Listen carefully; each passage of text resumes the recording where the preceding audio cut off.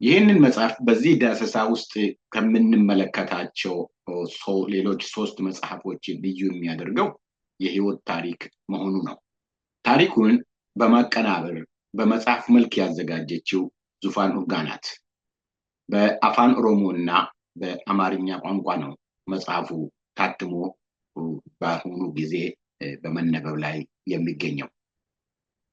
እኔ ያነበብኩት መጽሐፍ ይሄኛው በአፋን ኦሮሞ የተጻፈው ነው። 477 ገጽ ያለው ዳጎስ ያለ መጽሐፍ ነው። መጽሐፉ የባለ ታሪኩንና የተራኪዋን መግቢያዎች ሳይጨምር በሶስት ዋና ዋና ክፍሎች የተከፈለና በ11 ንዑስ ክፍሎች ያሉት ነው።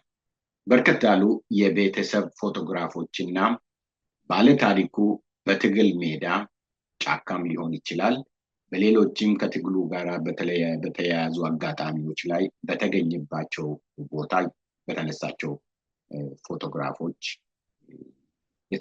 ፎቶግራፎች ገብተውበታል። የፎቶግራፍ መግለጫም አለው ማለት ነው። የቄስ ለታ ዋቀዮ ልጅ ዮሐንስ ለታ በኋላ ሌንጮ ለታ ያደገው በሚሽን እምነት ውስጥ ባሉ ቤተሰቦች ውስጥ ነው።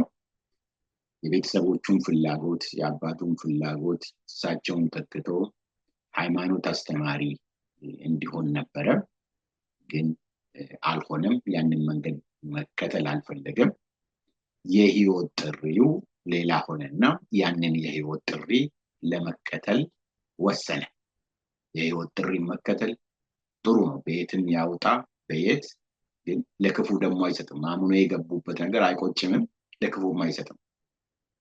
ዛሬ ላይ ድሮ እያልን በምንጠራው ዘመን ሌንጮ ለታ በአሜሪካን ሀገር ውስጥ በሚገኘው ራንቸስተር ዩኒቨርሲቲ በመግባት በኬሚካል ኢንጂነሪንግ ተመርቋል። የመጀመሪያ ዲግሪውን አግኝቷል። በዚህ መጽሐፍ ውስጥ ባልተገለጸ እና ከዚህ በፊት በሌላ ሚዲያ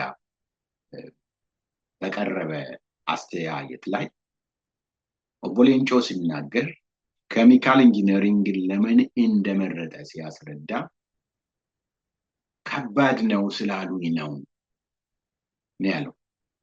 ከባድ ነገርን የመሞከር ከባድ ነገርን የመጋፈጥ አባዜ ወይም ተሰጥኦን በሉት።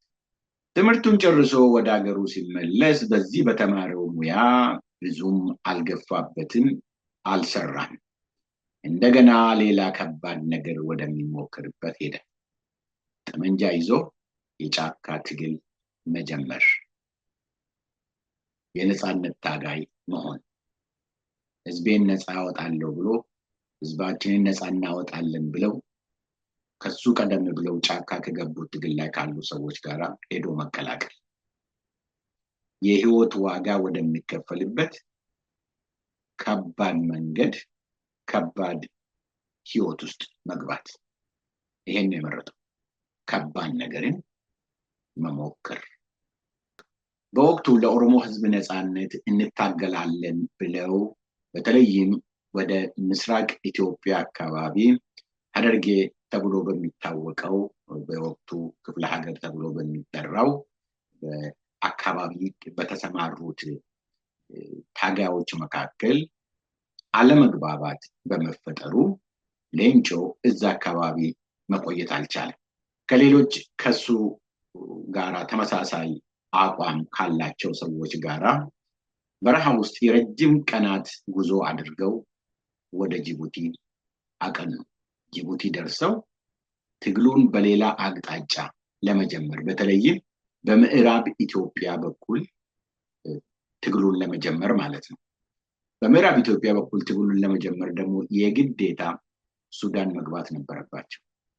ሱዳን የሚሄዱት ደግሞ ከጅቡቲ በአውሮፕላን ሊሆን ይችላል። ከዛ ውጪ ባህር ተሻግረው በሌላ መንገድ ወደ አረብ ሀገር ሄደው ከዛ ወደ ሱዳን መሄድ ነው እና በዛን ጊዜ በአውሮፕላን በህጋዊ መንገድ ወደ ሱዳን መግባት ፈተና ውስጥ በነበረበት ጊዜ ከጅቡቲ ተነስቶ ሱዳን በእግር ለመግባት የሚያልም ይቻላልም የሚል ሰው ነበረ ሌንጮ። እዚህ መጽሐፍ ውስጥ ታገኙታላችሁ። አስቡ፣ ከጅቡቲ ተነስቶ ኢትዮጵያ ወይንም ኤርትራን አቋርጦ ሱዳን መግባት የማይቻል ነገር አይደለም፣ ይደረጋል። ግን ሌንጮ ይሄ ያዋጣኛል ብሎ ማሰብ መቻሉ በዛ ጊዜ ውስጥ አሁንም ከባድ ነገርን ለመሞከር ከባድ ነገርን ለመጋፈጥ ወደኋላ ያለ ማለት ጽናትን ያመለክታል። ኦቦ ሌንጮ አብረው ትግል ውስጥ ከገቡትም ሰዎች ጭምር የህይወት ዋጋን ለመክፈል ትግል ውስጥ ከገቡትም ጭምር ትችት፣ ተቃውሞ ሲቀርብበት እንደነበረ በዚህ መጽሐፍ ውስጥ ይገልጻል። እርግጥ ነው የፖለቲካ ትግል የሀሳብ ልዩነቶች ያሉበት ጉዳይ ነው። በዛው መሰረት በራሱ በትግሉ ውስጥ ባሉ ሰዎች ትችቶች ሲቀርቡበት እንደነበረ እዚህ መጽሐፍ ውስጥ ይተረካል። በተለየ ሁኔታ ኦቦ ሌንጮ ለታ ላይ የሚያቀርቧቸው ትችቶች አሉ። በአቋሙ ምክንያት ነው። የዓላማው ጠላቶች የሆኑ ደግሞ አጥብቀው ይቃወሙታል። ነገር ግን አንድ እውነት አለ። የሌንጮ ለታ ዓላማ ካንተ ወይንም ካንቺ እምነት ወይም አስተሳሰብ ጋራ ባይጣጣም እንኳን ከትግል ህይወቱ የምትማሩት አንድ እውነት አለ። ጽናት የሚሉትን ነገር ላመኑበት ዓላማ ህይወትንም ለመክፈል የመዘጋጀት ጽናት፣ ላመኑበት ዓላማ ምንም አይነት ዋጋ ያስከፍል እስከ መጨረሻው የመቆም ዓላማ፣ ላመኑበት ዓላማ የራስን ቤተሰብ እንኳን ዋጋ የሚያስከፍል ነገር ቢኖር ያንን እያወቁ ተቀብሎ ለሚያምኑበት ነገር የመቆም ዓላማ፣ የመቆም ጽናት። በአጠቃላይ ሌንጮ ለታን አልወደውም፣ አይመቸኝም፣ ከዛም አልፎ ሄዶ ጠላታችን ነው የምትሉት ሰዎች መጽሐፉን አንብቡ፣ ታሪኩን አንብቡ ከመጀመሪያው እስከ መጨረሻው። ምክንያቱም ብልህ ሰው ከጠላቱም የሚማር ነው።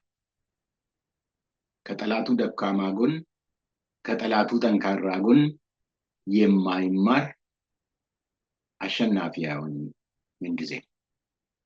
እናም አፋን ኦሮሞን የማትችሉ ሰዎች መጽሐፉ በአማርኛም ቋንቋም ታትሞ በተለይ በሀገር ውስጥ እየተሰራጨ ስለሆነ ገዝታችሁም ተውሳችሁም ቤተ መጽሐፍት ሄዳችሁም አንብቡ። ይህንን አየሩን የሞላውን የከተፋ ወሬ የማትወዱ ሳታውቁ የማትፈርዱ ሰዎች አንብቡ።